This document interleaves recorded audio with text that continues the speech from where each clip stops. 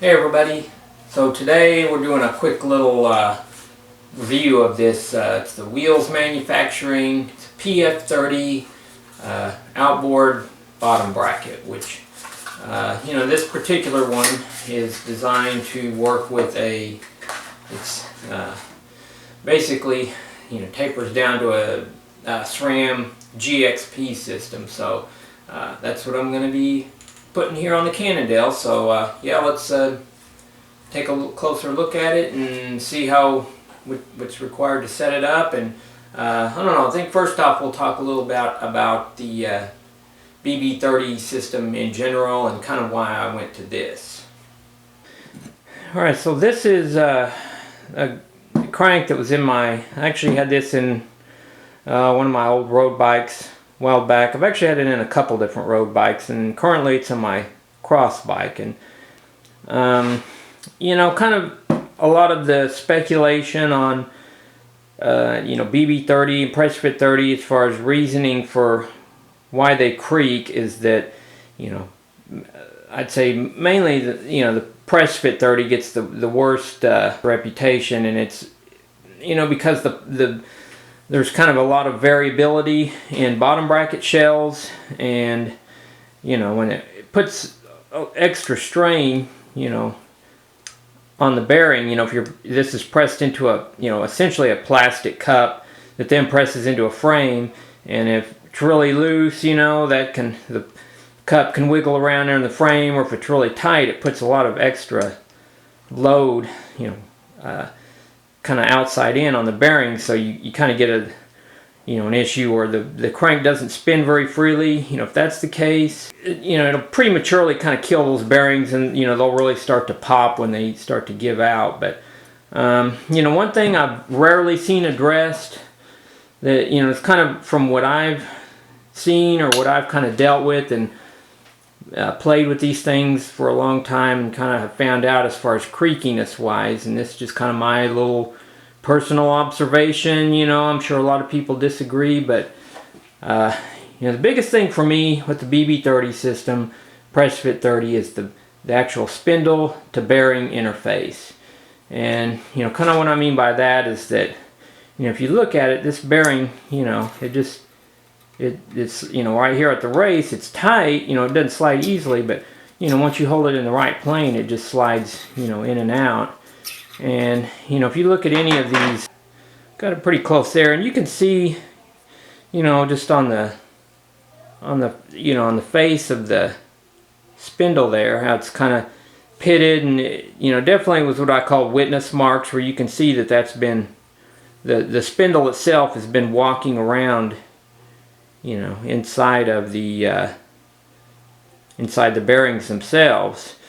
And that's where a lot of your creaking comes from, and noise. I think you'll notice, me personally, and kind of what I've seen with some other people, is you get the bike out in wet weather, you wash the bike, and then next thing you know, next ride or so, it starts developing a creaking or whatever. And kind of my reasoning is, basically, you get like a little bit of water can get rinsed up in between there, and pulls a little dirt in with it, and then you've got something in between the bearing, which it's walking around ever so slightly on that spindle, and and it creaks. I think part of the issue is that by design, the whole the whole thing, width-wise and everything else, it's a great design.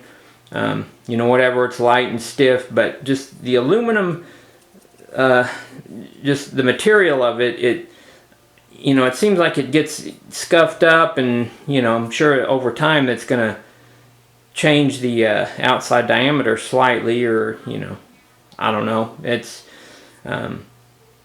that's kind of what I found is the biggest noise maker, I guess, what I've seen on these. But the remedy though is pretty easy. You just pull it out, wipe it off like I have here, and then put some fresh grease on it. Check your bearings, make sure they're still smooth. Basically just clean it up, grease the surfaces there, and put it back together, and you're good for another couple months, or until it gets dirty or wet again. So that's just kind of my little spiel on these. And I'm kind of sick of having to do that so often, so that's kind of why I've decided to go to the other system. Alright, so this is the the bottom bracket here that we're going to replace it with, and basically what you get here, you get your bottom bracket. You got the non-drive side, it's a little smaller, 22 diameter, inside diameter there, and then your standard 24 like Shimano, FSA, and everything else uses on both sides. So yeah, it just basically just there's a little O-ring there. That part just presses into the frame on either side, or actually the drive side will, this side I guess presses in, and then this you thread it in there. But anyway, what you get with it is of course the bottom bracket, and then you get a little couple packs with some outside shims that for the spacing, and then you get your, go ahead and open this up here, just some little shims, a wavy washer, and then both dust seals on for either side there.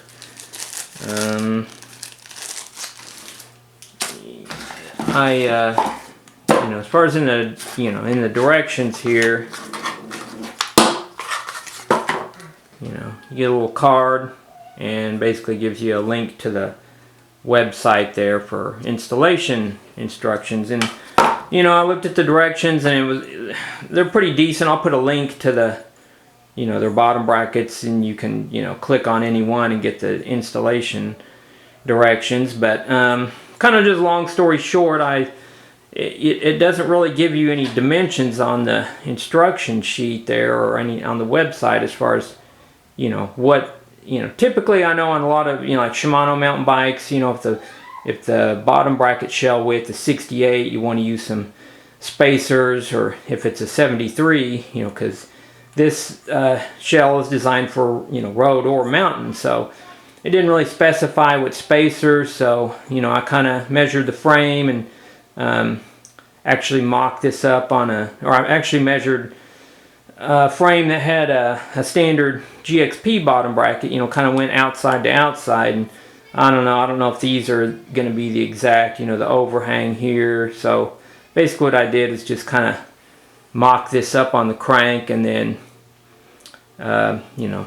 basically threaded it apart as far as I could. Kind of what I came to find out is that I needed about a 70, it went out to about 70 millimeters here, and that's with the the wavy washer and both dust seals there, and that's with the crank fully tight, and basically just loosen that up to where it wouldn't go anymore. So got that. And so basically what I'm going to do is, as far as this little pack here, it has two 1 millimeter spacers and then one 2.5. So I think I'm going to put each of the 1 millimeters on there. It may be just ever so slightly less than 70, so but I'll use, if I need to take up any extra slack, I'll just use some of the little extra shims here. So yeah, guess we'll start putting this in, see what happens. Alright, so on the carbon frames, calls for PTFE, which is basically Teflon, between the cup itself and then the frame. And I guess we're going to press the drive side in first, and then we'll put the non-drive side in. Yeah, so got everything all greased up there, put the PTFE on there, I guess you could say. Didn't have the called for tools to press the drive side in there, so I just basically used a Park headset press, and then I used a old bearing, to push up against the bearing there on the that was mounted up in the cup on the drive side. So this part here was a little more difficult than I had anticipated. It was really had to torque that thing in there. So I think the end result torque was the two pieces there are supposed to be torqued together is 35 to 40 Newton meters, and actually putting this thing in, I was using every bit of that, just keeping this thing turning, because you know it's pretty tight fit, and then turning it and pulling it in at the same time, it was a little bit of work, but got it all in there and it turned out pretty good.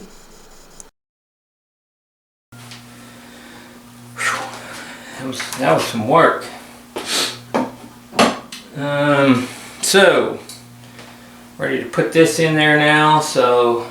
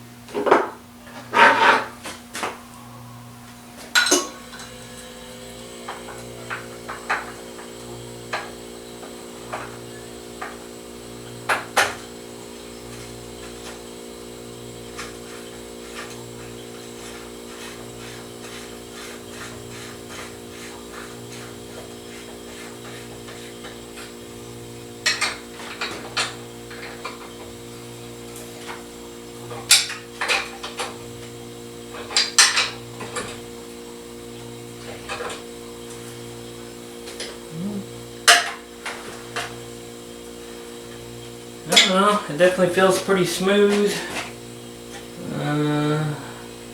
Spacing looks pretty good. I'm all okay with all that. So yeah, that's other than, you know, getting that cup in was a little bit of an effort.